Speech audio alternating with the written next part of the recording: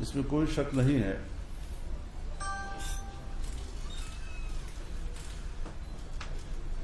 کہ پورا عالم اسلام اس وقت آزمائش اور کرب کے دور سے گزر رہا ہے۔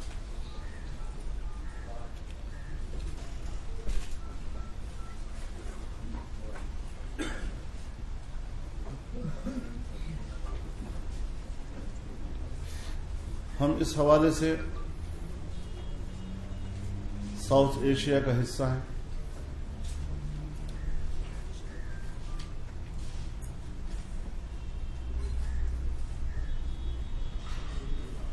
انڈیا اور پاکستان کے تعلقات، پاکستان اور افغانستان کے تعلقات اور خطے کے اہم ممالک چائنا ہو، انڈیا ہو، پاکستان ہو، افغانستان ہو، ایران ہو، ان سب کو درپیش صورتحال پوری قوم کے لیے، نمائندگان قوم کے لیے اور ہمارے تمام مقتدر اداروں کے لیے لمحہ فکریہ ہے۔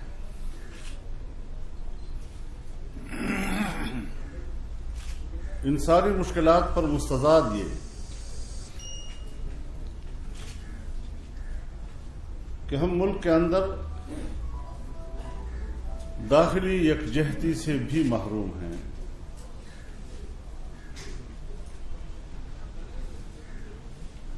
ایک مشترکہ اور قومی سوچ کے تحت ہم مسائل کا تجزیہ کرنے اور مشکلات سے نکلنے کے قابل بھی نہیں رہے ہیں۔ ضرورت اس امر کی ہے کہ ہم اس ساری صورتحال کو سوچیں، اس کا جائزہ لیں،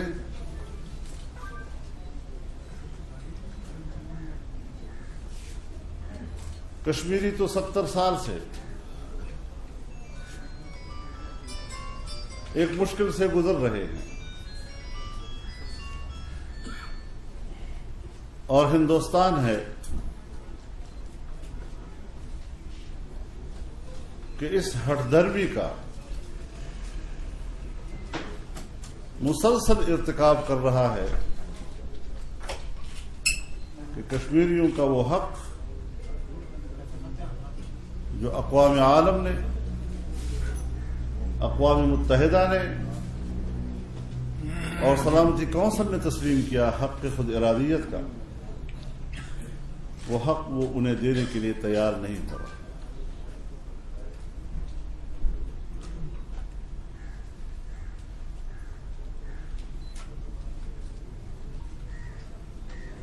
کبھی مذاکرات روک دیتا ہے،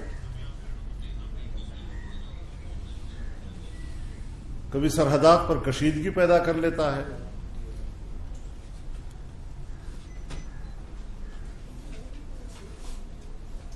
کشمیر کے اندر پرتشدد اقدامات کرتا ہے،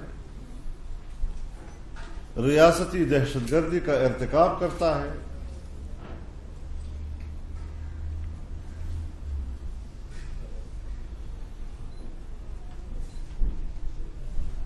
اور اس وقت خطے میں ہندوستان اگر پاکستان کے ساتھ تعلقات میں کشیدگی پیدا کرتا ہے تو وہ بھی سوچ سمجھ کر رہا ہے۔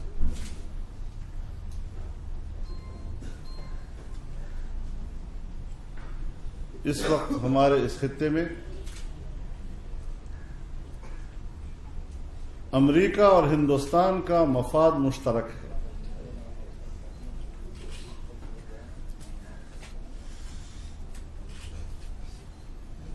امریکہ چین کے نئے اقتصادی ویژن، فلسفے کو فروغ دینے میں رکاوٹیں پیدا کرنا چاہتا ہے،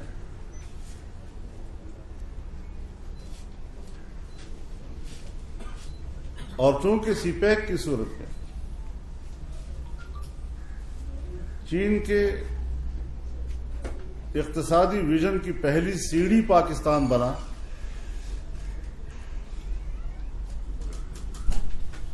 چنانچہ ہندوستان پاکستان کے اقتصادی مستقبل کو تاریک بنانے کی کوشش کر رہا ہے اور اس کو سبوتاژ کرنا چاہتا ہے۔ یہی وہ چیز ہے جو خطے میں دونوں کے درمیان اس وقت ایک قدر مشترک کی حیثیت رکھتا ہے۔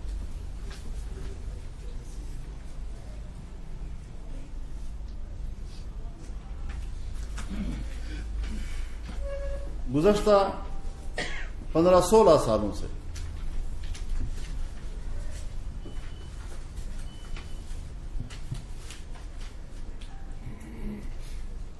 ہم امریکیوں کی ترجیحات کو دیکھ بھی رہے ہیں، اور اب بھی اگر کوئی سمجھتا ہے کہ ہمیں ان کی ترجیحات کا ادراک نہیں ہے تو میرے خیال میں وہ پھر امت مسلمہ اور کسی بھی مسلمان ملک کے مسلمان قوم کی رہبری کا حقدار نہیں ہے۔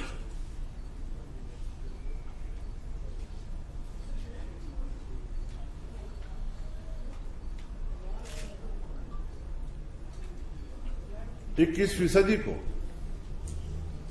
وہ اپنی صدی کہہ رہا،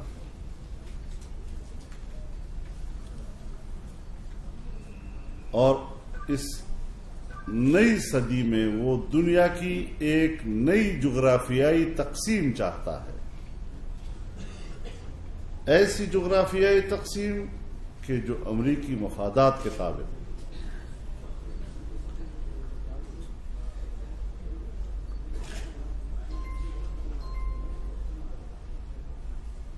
آپ سب جانتے ہیں کہ جغرافیائی لکیریں سیاہی سے نہیں کھینچی جاتی، خون سے کھینچی جاتی۔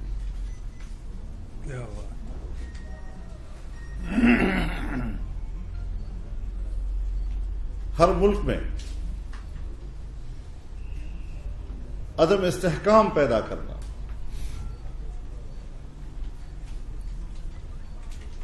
اور عدم استحکام پیدا کرنے کے لیے سیاسی بحران پیدا کرنا ہوتا ہے۔ اس کی کئی قسطیں ہمارے سامنے ہیں، افغانستان کی صورت میں، عراق کی صورت میں، لیبیا کی صورت میں، شام کی صورت میں، یمن کی صورت میں، اور اب اس کے خطرات منڈلا رہے ہیں سعودی عرب کے اوپر بھی، کچھ افریقی ممالک کے اوپر بھی، اور میں نے چند مہینے پہلے یہ بات کہی تھی کہ پاکستان کو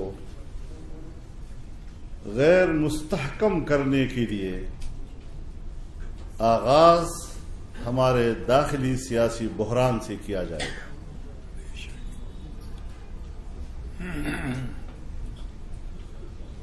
چنانچہ آپ نے دیکھا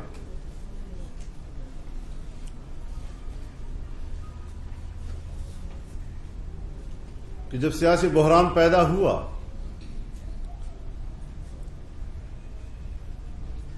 عدالتوں کے فیصلوں کے نتیجے میں، تو ٹرمپ نے پاکستان کو دھمکیاں دینا شروع کر دی۔ پاکستان کے علاقوں میں ڈرون حملوں کی دھمکیاں دی، پاکستان کی مالی امداد بند کرنے کی دھمکیاں دی، اور ہندوستان کو پاکستانی سرحدات کی جاسوسی کے لیے ڈرونز فراہم کرنے کے معاہدے کیے.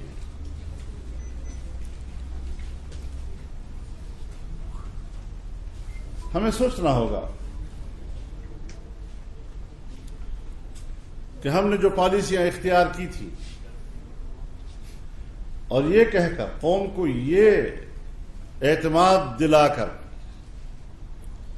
کہ ہم جو کچھ کر رہے ہیں ہم پاکستان کے مفاد میں کر رہے ہیں، انہی پالیسیوں میں پاکستان کی بقا، امن، سکون اور سلامتی مضمر ہے. کیا 16 سال گزرنے کے بعد بھی اس پر دو رائے ہو سکتی ہیں؟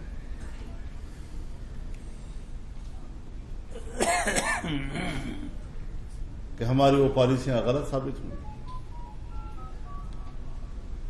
ہمیں یہ بھی کہا گیا کہ اگر ہم دہشت گردی کے نام پر عالمی اتحاد کا حصہ نہیں بنیں گے تو ہندوستان اس کا فائدہ اٹھائے گا. تو ہمارے نیوکلیئر پروگرام پر تو دباؤ بڑھ رہا ہے، اس کو تباہ و برباد کرنے کے لیے منصوبہ بندی بھی ہو رہی ہے، اور ہم اپنے ایٹم بم کو بچانے کے لیے فکر مند بھی ہیں. لیکن ہندوستان کے ساتھ سول نیوکلیئر معاہدات ہو رہے ہیں. ہم پر ڈرون حملے کرنے کی دھمکیاں دی جا رہی ہیں اور انہیں پاکستانی سرحدات اور سرحدی علاقوں کی جاسوسی کے لیے ڈرون مہیا کیے جا رہے ہیں. ہماری امداد بند کی جا رہی ہے اور ان کو امداد دی جا رہی ہے. اس سے خطے میں عدم توازن نہیں پیدا ہوگا تو کیا ہوگا؟ اور اس ساری صورتحال میں کشمیریوں کا کاز پس منظر میں جانے کے خطرے سے دوچار ہو جاتا ہے. فلسطینیوں کا کاز خطرے سے دوچار ہو جاتا ہے. جہاں ہم کشمیر اور فلسطین میں کہتے تھے کہ بھارت اور اسرائیل ریاستی دہشت گردی کا مرتکب ہے، آج جب دنیا میں دہشت گردی کے حوالے سے جنگ چھیڑ دی گئی ہے، اسی لئے میں آج ان کی آزادی کی تحریکوں کو بھی دہشت گردی سے تعبیر کیا جا رہا ہے.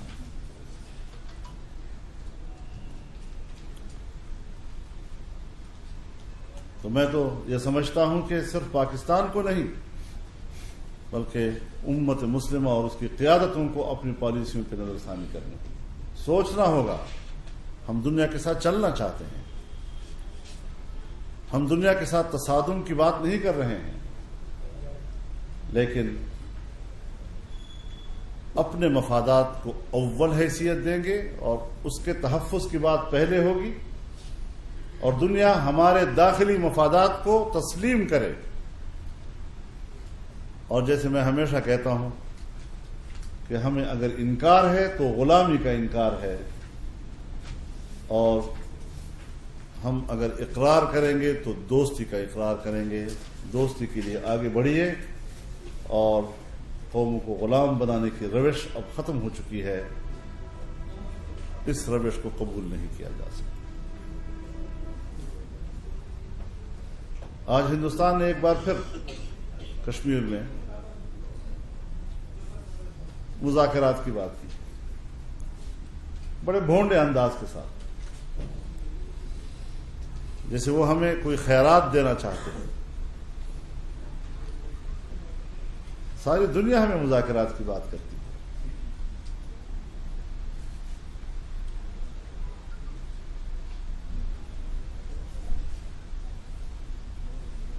بین المذاہب مذاکروں کی بات ہو رہی ہے. ہم مذاکرات ہی کے قائل ہیں، ہم بین المذاہب مذاکروں ہی کی بات کرتے ہیں، لیکن طاقت کی چھتری کے نیچے نہیں. دھمکیوں کی آمیزش سے پاک مذاکرات، ہم پر آگ بھی برسائی جائے، ہم پر جنگ بھی مسلط کی جائے اور پوری طاقت کے استعمال کے سائے میں ہمیں کہا جائے کہ مذاکرات کرو، ایسے مذاکرات افادیت سے خالی ہوتے ہیں اور ناپائیدار ہوا کرتے ہیں۔ تو اس اعتبار سے ہمیں ملک کے اندر قومی یکجہتی کی ضرورت ہے۔ ہم پاکستان کے ساتھ ہیں، پاکستان کے آئین کے ساتھ ہیں، جمہوریت کے ساتھ ہیں، پارلیمنٹ کے ساتھ ہیں اور پاکستان کی اسلامی حیثیت کے ساتھ ہیں۔ اس میں کسی قسم کی تغیر اور تبدل کی اجازت نہیں دی جا سکتی۔ یہ سلسلہ چلنا چاہیے، جمہوری عمل نہیں رکنا چاہیے، وقت پر انتخابات ہونے چاہیے اور مفاہمت کی بنیاد پر ملک کی سیاست کو آگے بڑھانا چاہیے۔ یہی میرا پیغام ہے۔ میں آپ کا شکر گزار ہوں کہ آپ نے مجھے ان چند کلمات کے کہنے کا موقع عنایت فرمایا۔ آگے اگر آپ حضرات کوئی مسئلہ ہے تو پھر ضرور پیش کریں۔ جی مولانا صاحب، ایک منٹ آپ کو موقع دیں گے۔ شکریہ آپ کا کہ آپ نے اتنے جو ہے اہم وقت سے نیشنل پریس کلب تشریف لا کے ہمیں موقع دیا کہ ہم آپ سے جان سکیں، کیونکہ پولیٹیشین بھی آپ سے جاننے کی کوشش کرتے ہیں بہت سے مسائل پہ، کہ ایک تو غیر یقینی کی صورتحال ہے، یا اس پہ بھی ہمارے دو سوال بھی کریں گے، تو دوسرا اسلام آباد کے شہریوں کے ساتھ جو ہو رہا ہے تو اس پہ بھی جو ہے آپ سے ہم کچھ رہنمائی چاہیں گے۔ تو 1 بائی 1 سوال کا ہوں گے، ٹھیک ہے، اور 10 لیکن کشمیر کو بھی ترجیح دیں، کیونکہ کشمیر بھی ہمارا ایشو ہے۔ مولانا صاحب کو ہم نے اصل میں کشمیر ایشو کے لیے بات کے لیے بلایا تھا، تو مولانا صاحب نے اوور آل ساری بات کر دی، لیکن کشمیر پہ ذرا سوالات کو ترجیح دی جائے۔ جی راجا صاحب۔ مولانا صاحب، ایک تو ابھی کلبھوشن کے حوالے سے کہ اس کی بیگم کو ملنے کی اجازت دی گئی، تو دوسری طرف انڈیا کا ہے وہ یہ تاثر دے رہا ہے کہ اس وقت عالمی عدالت کے دباؤ کی وجہ سے یہ پاکستان مانا اور اس کو ملنے کی اجازت دی گئی۔ مسئلہ کشمیر کے حوالے سے سر، آپ کشمیر کمیٹی کے 4 سال 4.5 سال تک آپ چیئرمین رہے سر۔ ظفر غنی کی شہادت کے بعد ایک ایکسٹریم پہ مسئلہ کشمیر پہنچ چکا تھا سر، لیکن کیا وجہ ہے کہ اس وقت تک سر آج پہلی بار مسئلہ کشمیر کے حوالے سے بہت ساری اکثریت صحافیوں نے آپ کا موقف سنا سر۔ اس سے پہلے اتنی آواز آپ کی ہم نے نہیں سنی، اس حوالے سے آپ کیا کہیں؟ دیکھیے، جہاں تک کلبھوشن کا تعلق ہے یا اس کی اہلیہ کو ان سے ملنے کی اجازت دینے کا تعلق ہے، ظاہر ہے کہ وہ ایک انسانی ہمدردی کی بنیاد پر کیا ہوگا، اور ان کے خلاف چونکہ فیصلہ آ چکا ہے اور ہمارے ادارے جو ہیں وہ اس معاملے سے نمٹ رہے ہیں، اور ہمیں ان پہ اعتماد کرنا چاہیے کہ جو ملک کے مفاد میں ہوگا اسی کے مطابق ہمیں آگے بڑھنا چاہیے۔ دباؤ بھی آتے ہیں، دباؤ سے کس طرح نکلا جاتا ہے اس کے لیے بھی ایک حکمت عملی ہوتی ہے، اور یقیناً ادارے اس حوالے سے اپنی حکمت عملی کو خود بہتر جانتے ہیں۔ جہاں تک بات ہے کشمیر کی، کشمیر کمیٹی کوئی ریاست سے الگ کسی چیز کا نام نہیں ہے۔ جہاں ریاست کھڑی ہوگی وہاں پر کشمیر کمیٹی کھڑی ہوگی۔ کشمیر کمیٹی کا کام جو ہے وہ رولز کے مطابق بھی تجاویز دینا، اس کو اجاگر کرنا، اور ہمارے وفود باہر ممالک میں جا رہے ہیں، ہر سال بہت سے وفود جاتے ہیں تاکہ وہاں جا کر ان ممالک کے لوگوں کے ساتھ بات کی جائے، وہاں کی حکومت، وہاں کی کمیونٹی، مختلف لوگوں کے ساتھ اس حوالے سے رابطوں کا سلسلہ جاری رہتا ہے، اور انشاءاللہ وہ سلسلہ بدستور جاری ہے بھی اور رہے گا بھی۔ اور اس کے علاوہ جو صورتحال انڈیا پاکستان کے حوالے سے بنتی ہے اس پر رہنمائی پارلیمنٹ بھی کرتی ہے، تجاویز بھی دیتی ہے، لیکن حتمی فیصلہ ریاست کرتی ہے، اور ریاست کے حتمی فیصلوں کے ساتھ ہی پورے ادارے چل رہے ہوتے ہیں، چاہے وہ ہماری کمیٹی ہو یا کوئی اور وزارت خارجہ ہو یا اور کوئی ادارے ہوں، تو اسی کے ساتھ ساتھ ہمیں چلنا ہوتا ہے۔ کشمیر کمیٹی بذات خود کوئی ایسی اتھارٹی نہیں ہے کہ وہ کشمیر کے بارے میں جو حد میں فیصلہ کرے کر سکے۔ یہ مشوانی صاحب، اچھا مولانا یہ بتائیں، آپ حکومت کے اتحادی ہیں اور اس وقت عملی طور پہ حکومت کہیں نظر نہیں آ رہی، دوسری جانب جو سیاسی کھچڑی بیک گراؤنڈ میں پک رہی ہے اور کچھ رومرز بھی سامنے، افواہیں بھی آ رہی ہیں کہ ٹیکنوکریٹ کی حکومت، قومی حکومت یا کوئی اور، مستقبل میں آپ کو کیا نشہ نظر آ رہا ہے؟ واقعی کوئی اس طرح کی صورتحال تبدیلی نظر آ رہی ہے آپ کو؟ دیکھیے، اگر ہماری سیاسی قوتیں، جمہوری قوتیں باہمی یکجہتی کا مظاہرہ نہیں کرتی اور 2018 کے الیکشن کے لیے ہر ایک اپنی اپنی پوزیشن پہ جا رہا ہے اور اپنا سخت موقف اختیار کر کے وہ سمجھتا ہے کہ الیکشن ہوں گے، پھر الیکشن کے بعد میری حکومت ہوگی، اور ہر ایک اپنی اپنی حکومتیں بنانے کے لیے ذہن بنا رہا ہے، تو ان حالات میں آپ کے سوال کو میں اہمیت دیتا ہوں کہ خدا نہ کرے شاید قوم پھر 2018 کے انتخابات کا منظر نہ دیکھ سکے گی۔ تو اس کے لیے بھی ضروری ہے کہ ہم سیاسی لوگ ایک دوسرے کو سنیں، ملک کی اس نازک صورتحال کا ادراک کریں اور جمہوریت کی بقا و استحکام اور اس کے تسلسل کے بارے میں ہم سوچیں۔ تو اس حوالے سے اسپیکر صاحب کے لیول پر تمام جو پارلیمانی لیڈرز ہیں وہ رابطے میں ہیں اور اس بات کی کوشش کر رہی ہیں کہ کوئی اس دنوں میں حادثہ درپیش نہ ہو۔ مولانا صاحب، معذرت کے ساتھ کشمیر پہ مینلی بات ہو رہی ہے، لیکن فاٹا کی بھی تھوڑے سے وہاں پر بھی کافی درد و غم پیدا ہوئے ہیں۔ اب پچھلے دنوں ایم ایم اے کی بحالی کی بات ہو رہی تھی، مبارک کو اگر بحال ہو چکی ہو۔ سراج الحق صاحب بھی اسی میٹنگ میں بیٹھے تھے، آپ شدت سے کہہ رہے ہیں کہ ریفرینڈم ہو، اور سراج الحق صاحب یہ مطالبہ کر رہے ہیں کہ ضم کر دیا جائے فاٹا کو۔ اس حوالے سے آپ لوگوں کی آپس میں بات ہوئی ہے ایم ایم اے کی ملاقاتوں کے دوران، یا بس صرف بیانات تک فاٹا ہی محدود رہتا ہے؟ اچھا سوال آپ نے کیا ہے، میں اس کو ذرا تھوڑا سا تفصیل کے ساتھ اس کا جواب دینا چاہتا ہوں۔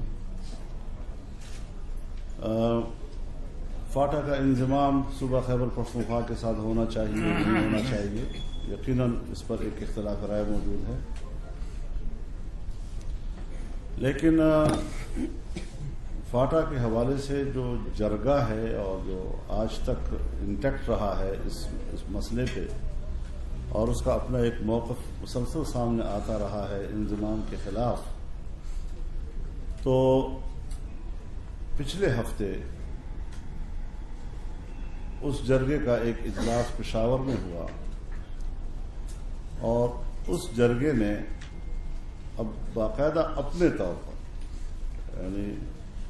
پہلے تو یہ تھا نا کہ جمعیت علماء اسلام اس کی سہولت کار ہے، ان کی اجلاس بلا لیتی ہے، اب اس جرگے نے اپنے طور پر ایک سپریم کونسل بنا لی ہے، اور اس سپریم کونسل نے ایک نیا پیغام دے دیا ہے حکومت کو بھی، سیاسی پارٹیوں کو بھی، تمام اداروں کو بھی، کہ فاٹا کے مسئلے کا اثر نو جائزہ لیا جائے اور ہم اس مسئلے پر مذاکرات کرنے کے لیے تیار ہیں، تاکہ ذرا ٹھنڈے دل و دماغ کے ساتھ اس ساری صورتحال کو ہم ایک اتفاق رائے کا جامہ پہنا سکیں اور کوئی اس کا حل نکال سکیں۔ تو میرے خیال میں یہ اچھا ایک بریک تھرو ہے جس کا انہوں نے پوری دنیا کو میسج دے دیا ہے، اور اس کا مثبت جواب کا ان کو انتظار ہوگا، اور ایک اچھی روش ہے میرے خیال میں کہ انہوں نے ساری دنیا کو متوجہ کیا ہے کہ آئیں اثر نو جائزہ لیتے ہیں، کوئی بھی اگر ایک سخت موقف پہ ڈٹا ہوا ہے اس کو لچک پیدا کر کے مذاکرات کی میز پہ آ جانا چاہیے اور بات چیت کے ذریعے اس مسئلے کو حل کیا جائے۔ اس طرف سے جی حاجی صاحب اور خواجہ صاحب دونوں بیٹا مجھے ذرا اپنی بات صاحب، اس سے پہلے اسلام آباد میں 126 دن کا دھرنا دیا گیا، اور میں اپنی گفتگو ذرا اگر مکمل کر لوں تو آپ اجازت دے دیں مجھے۔ جی، جہاں تک ایم ایم اے کا تعلق ہے، MMA نے اصولی طور پر MMA کی بحالی اس کے پرانے دستور اور منشور کے ساتھ اس کی منظوری تو دے دی ہے، جو تاسیسی جماعتیں ہیں انہوں نے۔ اب ہمارے سامنے ایک مسئلہ یہ ہے کہ جو MMA سے باہر کی جماعتیں ہیں اور مذہبی جماعتیں ہیں، اور پھر وہ بھی کہ جنہوں نے الیکشن کمیشن میں اپنے آپ کو رجسٹرڈ بھی کرا دیا ہے، یعنی اس کی ایک سیاسی حیثیت بھی بن گئی ہے، ان کو MMA کے ساتھ وابستہ رکھنے میں ہم کیا حکمت عملی بنا سکتے ہیں تاکہ جو پاکستان کی مجموعی سیاست میں ان کی سوچ، ان کی تجاویز، ان کی فکر، ان کی رہنمائی، اس کا استفادہ کیا جا سکے، کیسے کیا جا سکے، تو اس پر وہ اسٹیئرنگ کمیٹی کو برقرار رکھا گیا ہے تاکہ اس پر ہمیں۔ دوسری چیز ہے کہ ہم بھی حکومت کا حصہ ہیں، وہ بھی ایک حکومت کا حصہ ہیں۔ اب جب MMA کا فورم وجود میں آ جائے گا تو ظاہر ہے کہ اب ہمارا سیاسی پلیٹ فارم یہی ہوگا۔ پھر اب تدریجی طور پر پرانی پوزیشن کو تحلیل کرنا اور نئی پوزیشن پر آنا، اس کے لیے کیا تجاویز ہونی چاہیے، کیا طریقہ کار ہو، یہ بھی ٹاسک ہم نے اسی اسٹیئرنگ کمیٹی کو دیا ہوا ہے۔ اور یہی اسی میں ہے کہ جو فاٹا کے موضوع پہ جو نئی صورتحال بنی ہے، تو ہماری وہ اسٹیئرنگ کمیٹی بھی اس پر کچھ تجاویز ایسے مرتب کریں کہ جس میں ہم کسی زیادہ تناؤ کی طرف جانے کی بجائے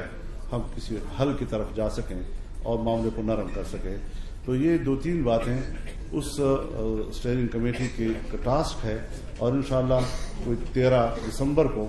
پھر ہمارا اکٹھ ہوگا، تو اس میں انشاءاللہ العزیز اس کی رپورٹ بھی آ جائے گی، اور پھر اگلے اقدامات جو بھی ہوں گے وہ اسی میں کیے جائیں گے۔ جی مولانا صاحب، 126 دن کا دھرنا اسلام آباد میں دیا گیا، پھر اس کے بعد قادری صاحب بھی دھرنے دیتے رہے، ایک دھرنا آج کل چل رہا ہے اسلام آباد کے اندر، آپ کی جماعت ان دھرنوں کو کس طرح سے دیکھتی ہے؟ مولانا اسی کے ساتھ اگر ضمنی لے لیں تاکہ یہ ایشو کلیئر ہو جائے، آپ کی موجودگی میں یہاں راجہ ظفر اللہ صاحب نے کہا، یہاں ہم سب موجود تھے، آگا شورش کشمیر کا جو پروگرام تھا، کہ یہ قادیانیوں کی سازش تھی۔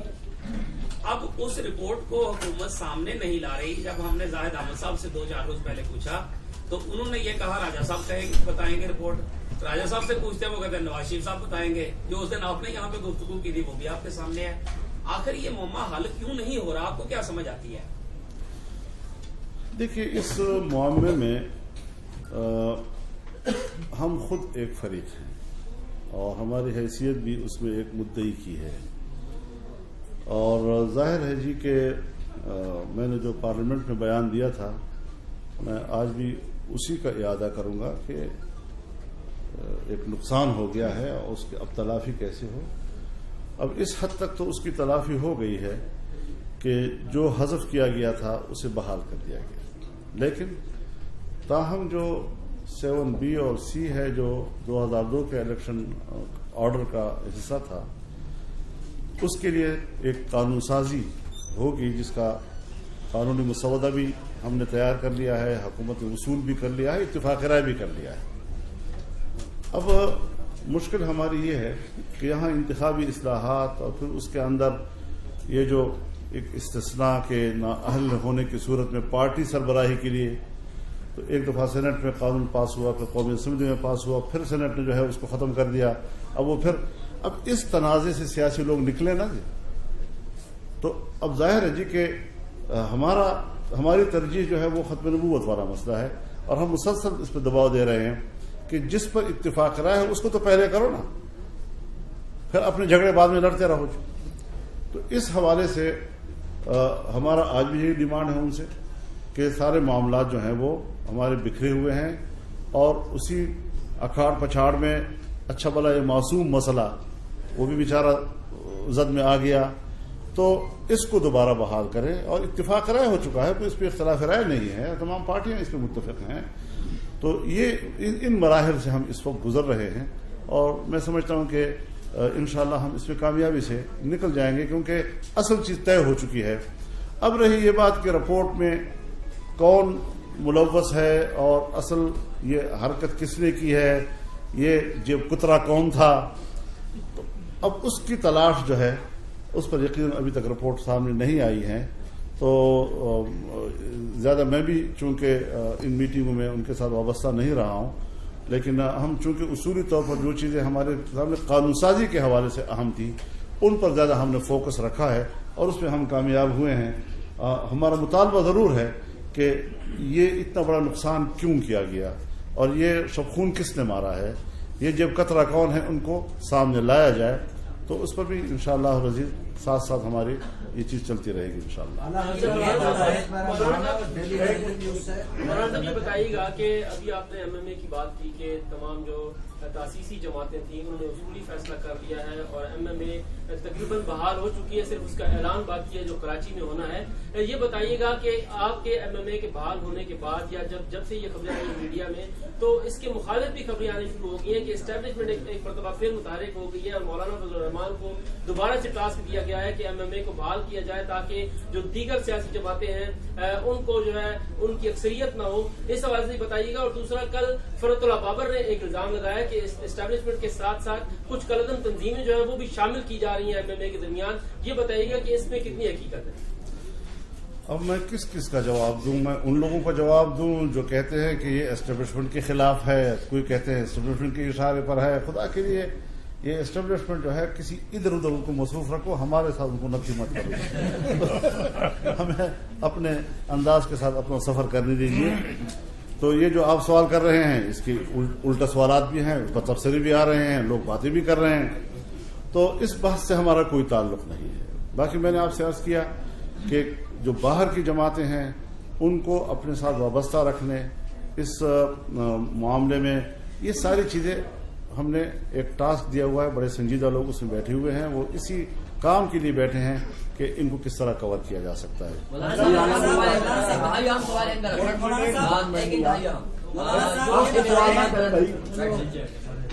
میرا سوال کشمیر سے جڑے گلگت بلتستان کی طرف ہے کہ گلگت بلتستان کو سی پیک کی وجہ سے آئینی صوبہ بنایا جائے گا یا کشمیر ایشو کی وجہ سے گلگت بلتستان کو متنازع رکھا جائے گا. حال ہی میں سی پیک کے حوالے سے امریکہ کا وہاں پہ اسٹیٹمنٹ بھی آیا گیا ہے کہ گلگت بلتستان جو متنازع خطہ ہے وہاں سے سی پیک گزرے. مستقبل کیا ہے سر گلگت بلتستان؟ دیکھیے, یہ انڈیا کی بولی ہے اور یہ کہنا کہ جی یہ تو ایک متنازع علاقے سے گزر رہا ہے, اور پھر جب انڈیا کہتا ہے کہ متنازع علاقے سے گزر رہا ہے تو پھر امریکہ بھی کہتا ہے کہ ہاں متنازع علاقے سے گزر رہا ہے. اگر متنازع علاقے کا مسئلہ ہے اور ایک ہے کہ متنازع علاقے سے, تو یہاں کیا پہلے جو شاہراہ ریشم تھا وہ اسی علاقے سے نہیں گزر رہا تھا؟ اس پر اعتراض کیوں نہیں تھا؟ یہ جو منگلا ڈیم ہے یہ کشمیر کے علاقے میں نہیں ہے, یہ امریکیوں کی اپنی دلچسپی اور اس کے تعاون کے ساتھ نہیں بنا تھا, تو وہاں پر تو کوئی اعتراض ان کو نہیں تھا. تو آج سی پیک اتنا بڑا مسئلہ آ گیا ہے کہ ان کے دل کے متنازع اور غیر متنازع ہے. ہم ایک بات بڑی وضاحت کے ساتھ کر دینا چاہتے ہیں کہ گلگت بلتستان ہو یا کشمیر, یہ آئینی قانونی لحاظ سے بہرحال آل جموں کشمیر کا حصہ ہے. ہندوستان بھی جس طرح آزاد مظفر آباد پہ دعوے دار ہے اسی طرح وہ گلگت پہ بھی دعوے دار ہے, اور ہمارا جو موقف ہے وہ بھی دونوں کے بشمول ہے, یعنی اس میں بھی کوئی فرق نہیں ہے. لہذا پاکستان اپنے سیاسی موقف پر قائم ہے.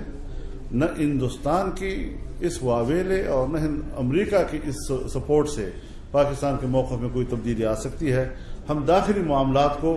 اپنے ثوابدید پہ طے کریں گے اور کسی قسم کی بیرونی دباؤ کو ہم قبول کرنے کے لیے تیار نہیں ہوں گے. کل علی صاحب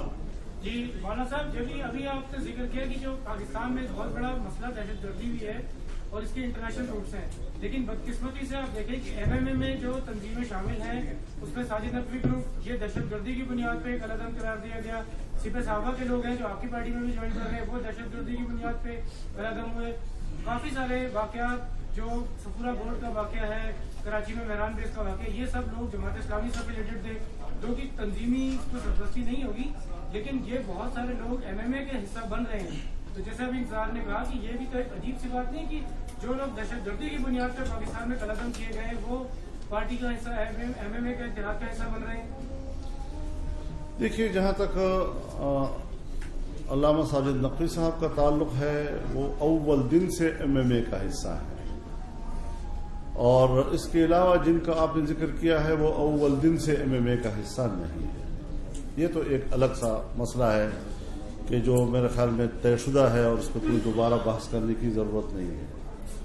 رہی بات یہ کہ فلانا پھر دہشت گردی سے وابستہ نہیں ہے اور فلانا دہشت گردی سے وابستہ نہیں ہے، یہ سوالات اپنی جگہ پر ہیں۔ اب سوال یہ ہے کہ اگر ایک شخص قومی دھارے میں شامل ہونا چاہتا ہے، سیاسی عمل میں شامل ہونا چاہتا ہے اور اپنی اس روش کو ترک کرنا چاہتا ہے، تو ہم نے بیٹھ کر کیا سوچنا ہے؟ ان کو اسی طرف دھکیلنا ہے یا ان کی اس پوزیشن کو تحلیل کرنا ہے اور اس کو قومی دھارے میں لا کر سیاسی عمل سے وابستہ کرنا ہے؟ یہ دونوں سوچیں اپنی اپنی جگہ پر ہیں۔ ہم لوگ MMA نے دنیا کو بتا دیا تھا کہ ہم دیکھو مذہبی لوگ ہیں اور ہم جمہوری سیاست کرتے ہیں، پاکستان کی آئینی سیاست کرتے ہیں، اور تمام امت مسلمہ کو ایک وحدت کی طرف متوجہ کیا۔ یقیناً ہم اس پر قائم نہ رہ سکے، موجود نہ رہ سکے، اس پر بحث کرنے کی ضرورت نہیں ہے،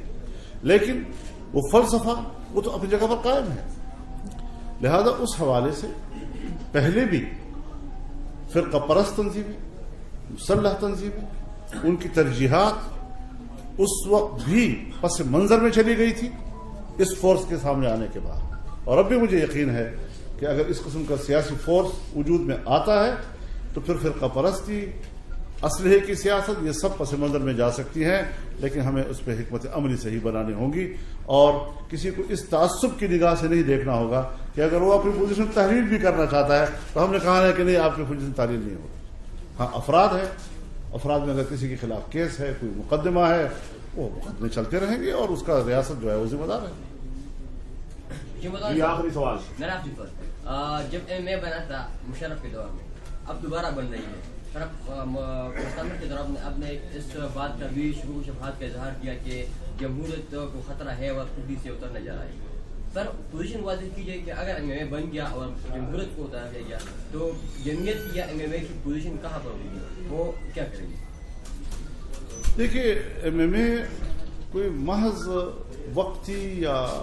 صرف ایک الیکشن کے تصور سے نہیں قائم ہوئی، نہ اس وقت قائم ہوئی تھی اس تصور سے، نہ آج قائم ہو رہی ہے۔ اس نے باقاعدہ ایک جماعت کا روپ دھار لینا ہے، اور MMA باقاعدہ MMA کی حیثیت میں الیکشن کمیشن میں رجسٹرڈ ہے، اس کا جھنڈا، اس کا منشور، اس کا دستور، اس کا نشان، یہ ساری چیزیں جو ہیں آج اگر پھر ہوں گی تو وہ اسی فلسفے کے تحت ہوں گی۔ ہم کوشش کریں گے کہ جمہوریت پٹری سے نہ اترے، اس کا تسلسل برقرار رہے، لیکن اگر کوئی حادثے ہو جاتے ہیں تو بھی ہم نے اس ملک میں بہتری کے لیے اپنی جدوجہد کو آگے بڑھانا ہے۔ تمام دوستوں کا بہت شکریہ۔